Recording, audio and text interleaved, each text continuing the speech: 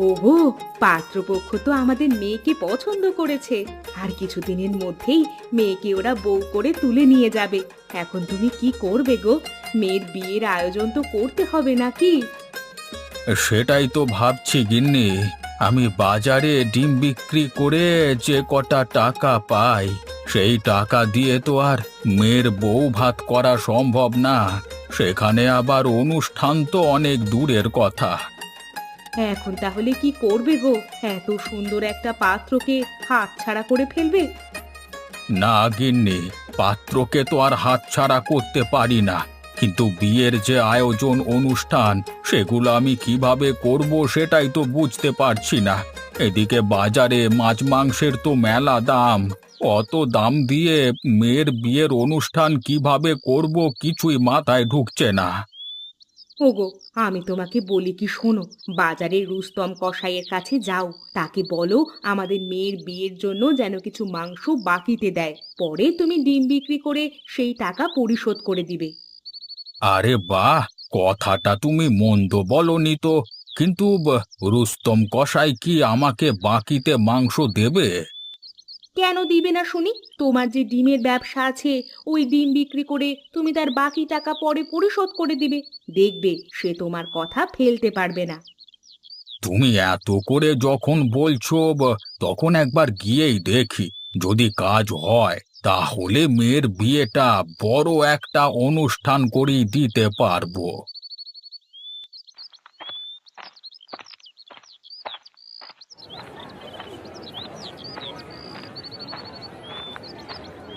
আরে দেখো দেখো, কে আমার দোকানে মাংস নিতে এসেছে। তো যতীন বাবু, তোমার ওই ডিমের দোকান কেমন চলছে? নিশ্চয়ই ভালো। তাই তো মাছ ছেড়ে মাংস নিতে এসেছো দেখছি। আরে না না রুস্তম ভাই, আমি তোমার কাছ থেকে মাংস নিতে আসিনি। আমি এসেছি তোমার কাছে একটা সাহায্য চাইতে। না না, একটা বিপদ থেকে উদ্ধার পেতে আর কি। আমার কাছে তুমি সাহায্য চাইতে এসেছো যতীন বাবু? বলো, তোমাকে কিভাবে সাহায্য করতে পারি? আমি আসলে তোমার কাছে এসেছি আমার মেয়ের বিয়ের মাংসের জন্য। কিছুদিন পর আমার মেয়েটাকে বিয়ে দিয়ে দেব। ওর বিয়ের অনুষ্ঠানে গ্রামের অনেক মানুষ আসবে, সেখানে অনেক মাংস লাগবে। সে তো ভালো কথা যতীন বাবু। শোনো, তোমার যত মাংস লাগবে সব তুমি আমার দোকান থেকে নেবে। তোমার কাছ থেকে আমি দাম একটু কম রাখবো, বুঝলে? সে না হয় তুমি মাংস দিও, কিন্তু আমার কাছে যে এখন অত টাকা নেই।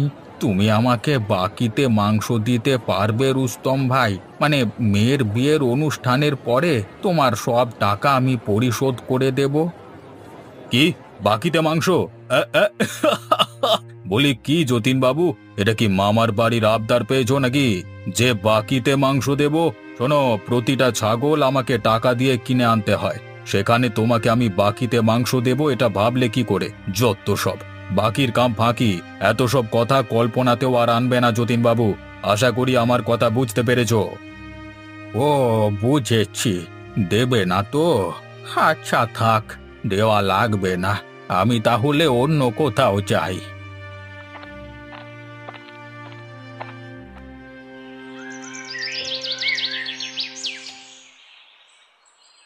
হ্যাঁ গো, মেয়ের বিয়ের অনুষ্ঠানের মাংস জোগাড় করতে পেরেছো? না গো গিন্নি, এখনো পারিনি। গিয়েছিলাম ওই রস্তম কসাইয়ের কাছে, কিন্তু ওই বেটা সাফ জানিয়ে দিয়েছে যে সে বাকিতে এক টুকরো মাংস দেবে না। বলো কি, বাকিতে মাংস না দিলে অত মাংস তুমি টাকা দিয়ে কিভাবে কিনবে গো? তোমার কাছে যে অত টাকা নেই। সেটাই তো ভাবছি গিন্নি, কি করা যায়। তবে আমি ভাবছি কিছু টাকা মোড়ল মশাইয়ের কাছ থেকে বেশি সুদে ধার করে আনবো। মেয়ের বিয়ে হয়ে গেলে তারপরে সব টাকা সুদে আসলে ফেরত দিয়ে দেব। না না, ওই মোড়ল মশাইয়ের কাছ থেকে তুমি সুদে টাকা একটা টাকাও নিবে না। জানোই তো, সে হলো এক রক্তচোষা সুদ ব্যবসায়ী। তোমার সব রক্ত সে একেবারে শুষে নেবে। দরকার নেই মেয়ের বিয়ের অনুষ্ঠানের জন্য ওই মোড়ল মশাইয়ের কাছ থেকে টাকা ধার নেওয়ার। সুদের টাকা দিয়ে মাংস কেনার কোনো দরকার নেই। তাহলে কি করব গিন্নি? এত সুন্দর পাত্রটা কি তাহলে মেয়ের জন্য হাত ছাড়া করে দেব? না না, এটা যে আমি একদমই করতে পারি না। এত সুন্দর পাত্র কি আর সব সময় আসে নাকি? যে করি হোক, আমার মেয়েকে আমি এই পাত্রের কাছে বিয়ে দেব। এই পাত্রের কাছে বিয়ে দেবে ঠিক আছে, কিন্তু অনুষ্ঠানের অত মাংস তুমি কোথায় পাবে সেটা তো একবারও বলছো না।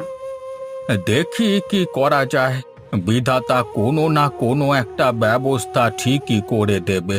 বেশি হলে ডিমের দোকানটা বিক্রি করে দেব, কিন্তু তারপরেও মেয়ের বিয়েটা হাতছাড়া হতে দেব না। ওগো, বলি কি, আমার মাথায় একটা দারুণ বুদ্ধি এসেছে। শোনো, তুমি আমাদের মেয়ের বিয়ের অনুষ্ঠানের জন্য মাংসের বদলে মাছের আয়োজন করো। দেখবে গ্রামের মানুষ মাংসের বদলে মাছ পেয়ে খুবই খুশি হবে। তাছাড়া মাংসের চেয়ে যে মাছের দামও খুব কম। কিন্তু গিন্নি, অত মাছ একসাথে কোথায় পাবো? তাছাড়া মাছ কেনবার টাকাটুকুও তো আমার কাছে নেই অতটা। কেন গো, আমাদের গ্রামে রতন জেলে আছে না, তুমি তার সাথে গিয়ে কথা বলো। দেখবে সে তোমাকে নিশ্চয়ই অনেকগুলো মাছ একসাথে দিতে পারবে। টাকা কিছুটা তখন দিয়ে দিও, আর বাকি টাকা মেয়ের বিয়ের অনুষ্ঠানের পর দিয়ে দিবে, তাহলেই তো হয়ে গেল। হ্যাঁ গিন্নি, মাংসের বদলে মাছ দিয়ে বিয়ের অনুষ্ঠান, কথাটা মন্দ বলনি। তাহলে আমি কালকে সকালেই রতন জেলের কাছে যাব। হ্যাঁ, দেখি সে আমাকে সবগুলো মাছ অর্ধেক টাকায় দেয় কিনা।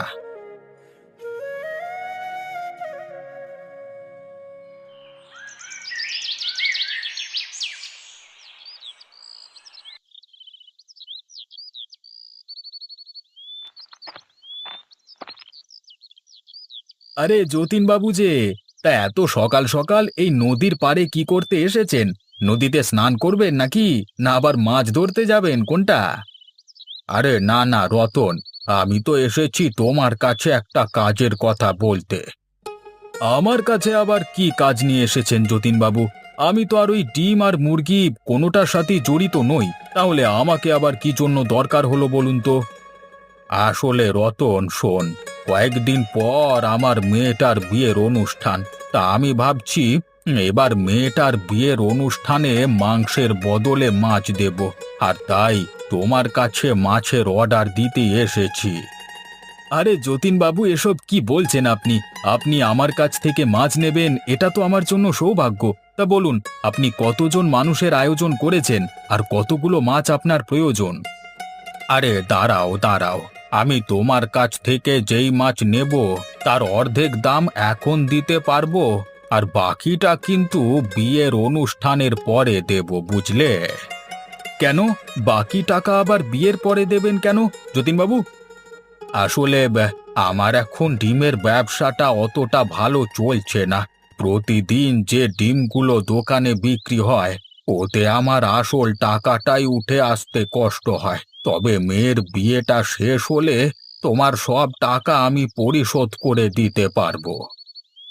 না না যতীনবাবু, মাছের পুরো টাকাটাই আমাকে সাথে সাথেই দিতে হবে, নয়তো আমি আপনাকে এতগুলো মাছ বাকিতে দিতে পারবো না।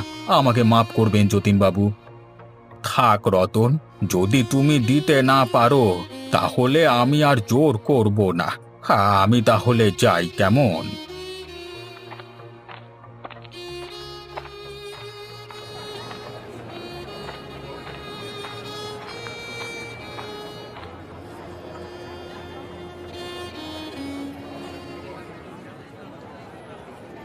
আগে বাবু, কি হয়েছে আপনার?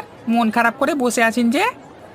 আরে কিছুই হয়নি, এমনিতেই মনটা আজকে খুব একটা ভালো নেই।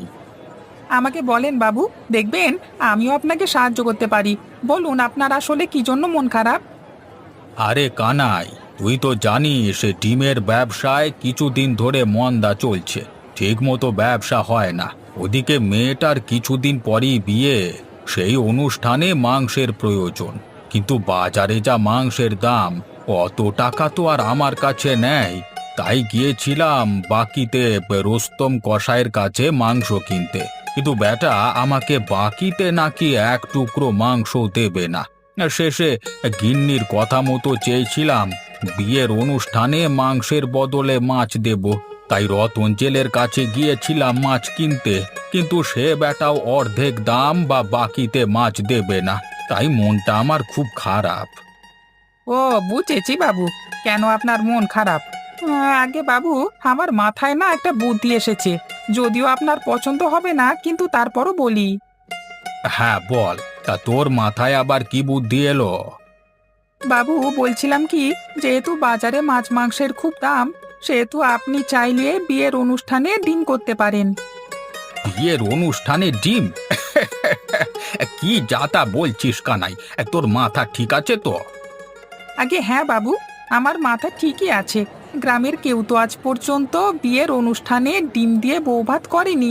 এখন আপনি যদি ডিম দিয়ে বিয়ের অনুষ্ঠানে বৌভাত করেন, তাহলে কিন্তু মন্দ হবে না। আর তাছাড়া আপনাকে টাকা দিয়ে মাছ মাংস কিনতে হবে না, সোজা নিজের দোকান থেকে ডিম কিনতে পারবেন।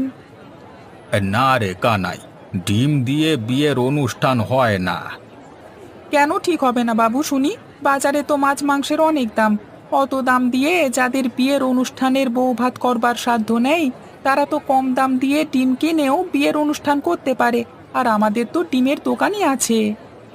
ঠিক আছে কানাই, এত করে যখন বলছিস তখন আর কি করবার। এবার তাহলে এই ডিম দিয়ে মেয়ের বিয়ের বউ ভাতটা করে ফেলবো।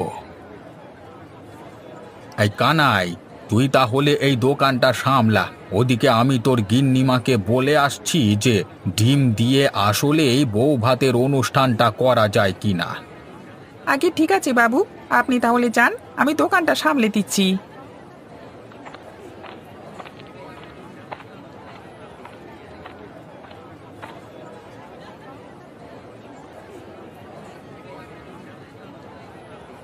ডিম দিয়ে আবার কি বউ ভাতের আয়োজন? গ্রামেই প্রথম খাচ্ছি। হ্যাঁ, সে যা বলো ভাই, ডিম দিয়ে বউ ভাত খাওয়ার মজাই কিন্তু অন্যরকম। এতদিন বিয়ের অনুষ্ঠানে মাছ মাংস খেতে খেতে মুখটাও একেবারে তেতো হয়ে গিয়েছিল। আজ এই প্রথম বিয়ের অনুষ্ঠানে ডিম দিয়ে বউ ভাত যেন পুরনো স্বাদটা ফিরিয়ে নিয়ে এলো। আহা আহা। হ্যাঁ ভাই, মন্দ বলনি, ডিম দিয়ে বউ ভাত যে আসলেই খুব মজার হয়েছে। হ্যাঁ, আরে কানাই, তুই তো পুরো ফাটিয়ে দিয়েছিস। হ্যাঁ, তোর কথা মতো মেয়ের বিয়ের অনুষ্ঠানে ডিম দিয়ে বউ ভাত করিয়েছি, আর দেখ গ্রামের মানুষ কি পছন্দ করে ডিম ভাত খাচ্ছে। আগে হ্যাঁ বাবু, আমি তো আপনাকে প্রথমেই বলেছিলাম, গ্রামের সবাই মাছ মাংস দিয়ে বিয়ের অনুষ্ঠান খেতে খেতে একেবারে তক্ত হয়ে গেছে। এখন বিয়ের অনুষ্ঠানে ডিম ভাত পেয়ে খুবই খুশি মনে পেট ভরে খাচ্ছে। তা তুই এটা ঠিক কথাই বলেছিস কানাই, কিন্তু এ সবই হয়েছে তোর কথা মতো। তুই যদি আমাকে বউ ভাতের ডিমের কথা না বলতিস, তাহলে তো আমি এটা করতেই পারতাম না।